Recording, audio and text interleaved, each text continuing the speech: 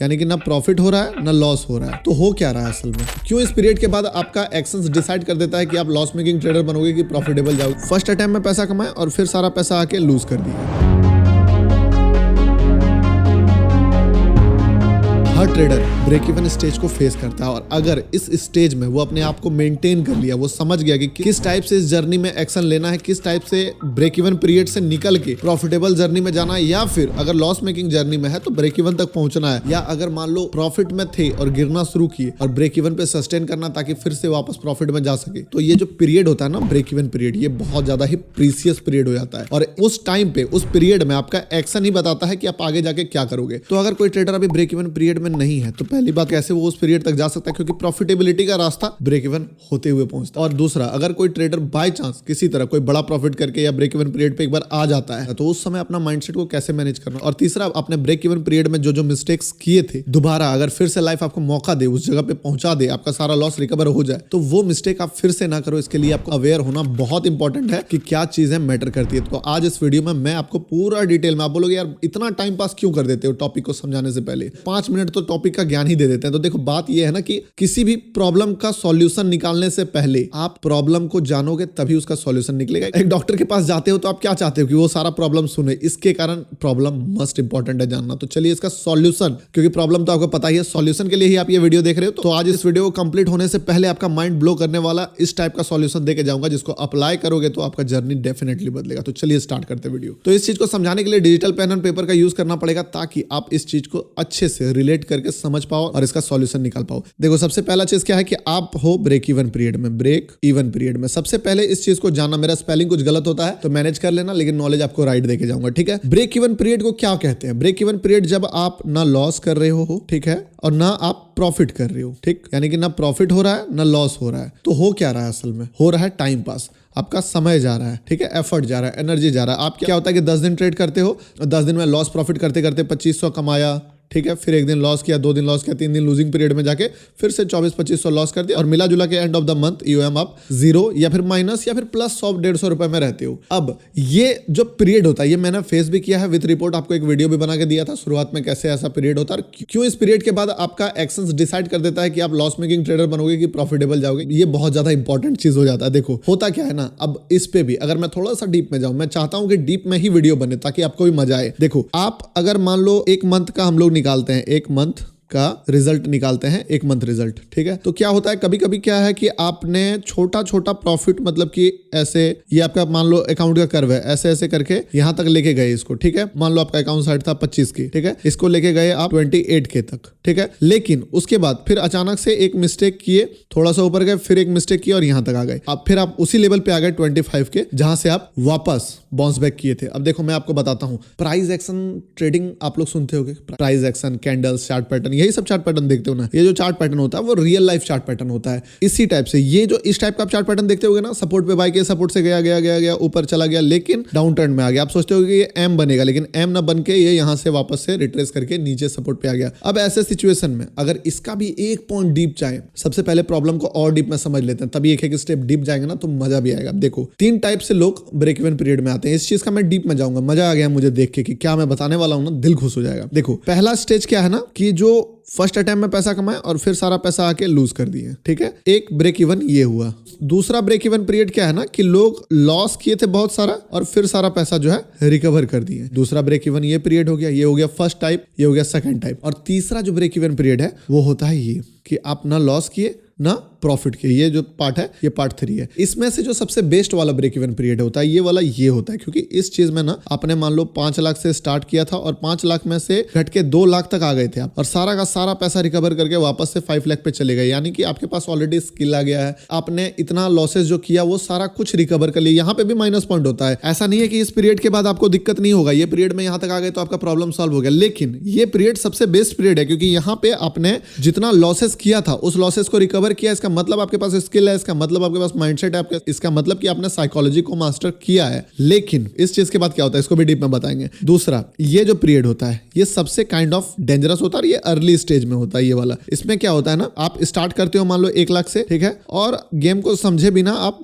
2 लाख पे पहुंच गए, जो भी आपका अकाउंट साइज है उसके साथ रिलेट कर लेना। लेकिन बिना गेम को समझे मार्केट में पैसा बनाना नेक्स्ट टू इम्पॉसिबल है। आज अगर आप गलती से पैसा बना रहे हो ना, ये भरम मत पालना कि ये कंसिस्टेंट चलेगा। जब तक वो पैसा आपके स्किल से नहीं आएगा, पैसा रहेगा नहीं। पैसा कमाना और पैसा रखना दोनों अलग बात है। जब भी ट्रेड करते हैं लोग बोलते हैं ना कि आप इतना जब कैपिटल है या इतना जब आप जानते हो, इतना स्किल सेट है, आप पूरा पैसा क्यों नहीं लगा देते हो मार्केट में? या फिर आप यूट्यूब वगैरह छोड़ के, ज्ञान बांटना छोड़ के सीधे आप एकदम एक दिन लगाओ। आपको पता है आपका 10 में से 2 ट्रेड तो 1:10, 20, 30 दे देता है। लाइव वाला वीडियोस में देखता हूं, लाइव जर्नी आपके साथ लाइव ट्रेड करता हूं, तो आप क्यों नहीं पूरा पैसा लगा देते हो? क्योंकि सब जानने के बाद भी कुछ नहीं हो सकता है। क्यों? सिर्फ सब जान लेने से भी नहीं होता है। हर चीज का एक प्रोसेस होता है। आपका माइंडसेट एक्सपोनेंशियल कभी ग्रोथ नहीं होता है। वो उसको एक लेवल तक पहुंचने के बाद फिर थोड़ा स्टेबिलिटी चाहिए होता है। ये अभी आप डिस्कस करेंगे तो समझ में आ जाएगा। तो ये चीज जो होता है ना कि शुरुआत में जब बंदा पैसा बना लेता है, वो सारा पैसा लॉस करके फिर वही ब्रेक इवन स्टेज पे आ जाता है। और यहां से क्या होता है, कई बार वो साइडवेज पीरियड में जाता है, नीचे का पीरियड देखता है। और तीसरा चीज क्या है कि वो बंदा शुरुआत में अगर ये वाला स्टेज उसको मिल रहा है कि ना ऊपर ना नीचे, साइडवेज जा रहा है, तो जाहिर सा बात है कि वो गलत कुछ नहीं कर रहा है। वो हो सकता है एसएल पूरी ले रहा है और टारगेट बड़ा नहीं ले पा रहा, या फिर प्रॉफिट में बहुत ज्यादा होल्ड नहीं करता। तो इसके कारण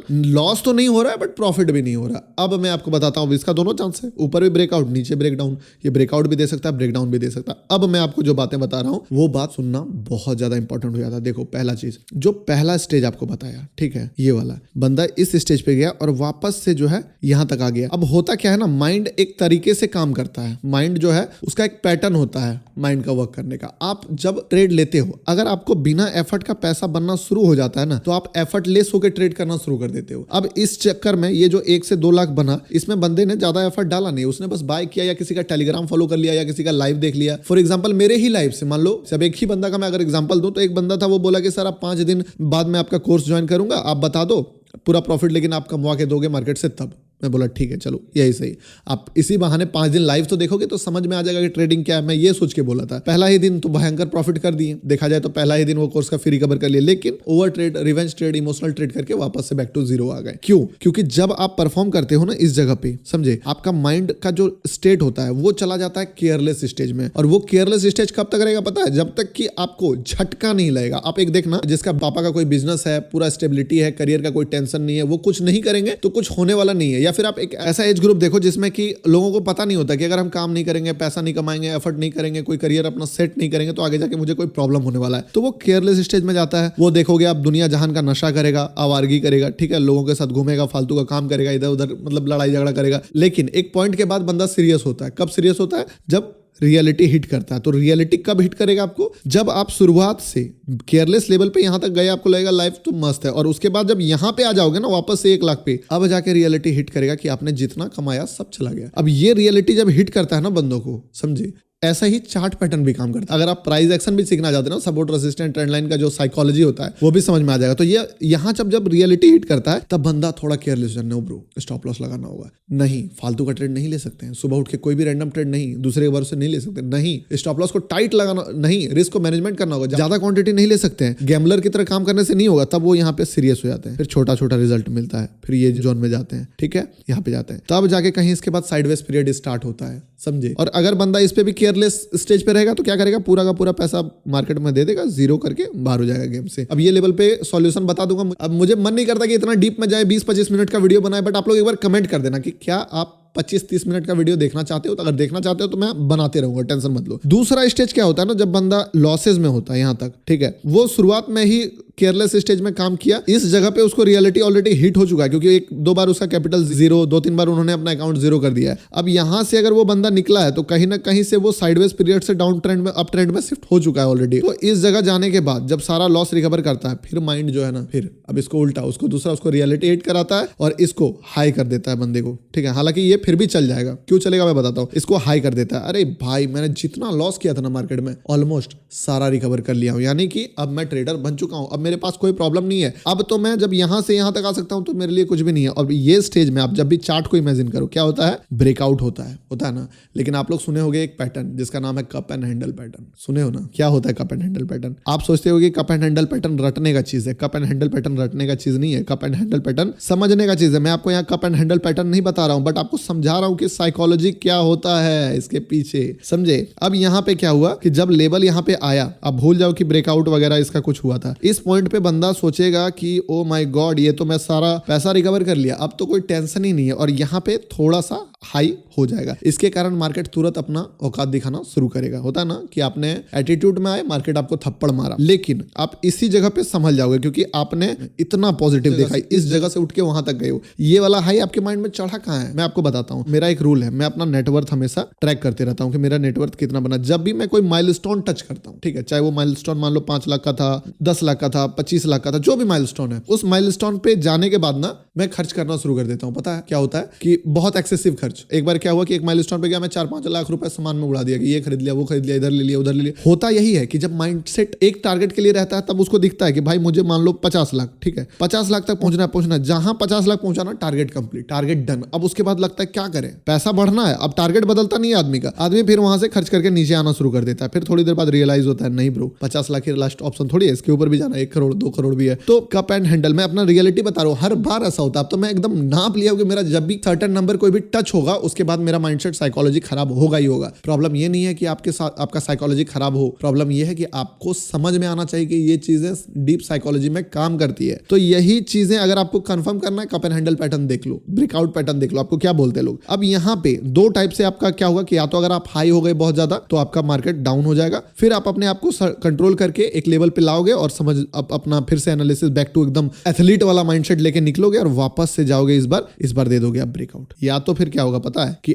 दूसरा चीज होगा, जो लोग यहाँ पे डरते हैं, आप एक चीज नोटिस करते होंगे कि ब्रेकआउट लेवल पे रेसिस्टेंट फेस क्यों होता है, कि जो लोग यहाँ पे डरते हैं वो इसी जगह पे थोड़ा सा उनका माइंडसेट, थोड़ा इस जगह तक वो एकदम जॉन में थे, फुल वॉरियर थे, पर इस जगह जाके उनका माइंड थोड़ा लगता है यार सारा लॉस रिकवर हो गया, वापस कहीं ना चला जाए। ये जो डर होता है ना, होना भी जरूरी नहीं हो फिर भी कोई दिक्कत नहीं है, लेकिन ओवर कॉन्फिडेंस नहीं होना चाहिए। वो साइडवेज पीरियड में जाता है और कई बार साइडवेज पीरियड से ब्रेकआउट देते हैं, इसलिए ये वाला सबसे बेस्ट है। पर ये जर्नी आप थोड़ी देखोगे, आप तो यहाँ से उठे ही नहीं हो। आप कहाँ पे हो, आप हो इस जर्नी में या फिर आप हो इस जर्नी में। अब इन दोनों जर्नी में अगर आप हो, ये वाला का तो मैं बता दिया, ये तो मस्त प्रॉफिट, ये तो आधा प्रॉफिटेबल ऑलरेडी हो गए, इसका तो बात ही छोड़ दो। लेकिन आप अगर इस जर्नी में हो जो कि ऑलरेडी यहाँ से यहां तक आ चुका है, या फिर आप अगर इस जर्नी में हो, तो 2 चीज हमेशा याद रखना। पहला चीज देखो कि डाउन ट्रेंड वालों को तो मैं अभी ये वीडियो बना नहीं रहा हूं, ठीक है, तो आप क्या करो ना, जिस जगह पे हो उसी को, मान लो अभी आपका 1.5 लाख से कैपिटल घट के 50,000 हो गया है या 60,000 हो गया है, तो अभी आप मानो कि आपका कैपिटल 50,000 हो गया, सबसे पहले आप अपने आप को डाउन ट्रेंड में फील करना बंद कर दो। जिस दिन डाउन ट्रेंड में फील करना बंद कर दोगे, क्योंकि आप एक स्टॉक खरीदते हो,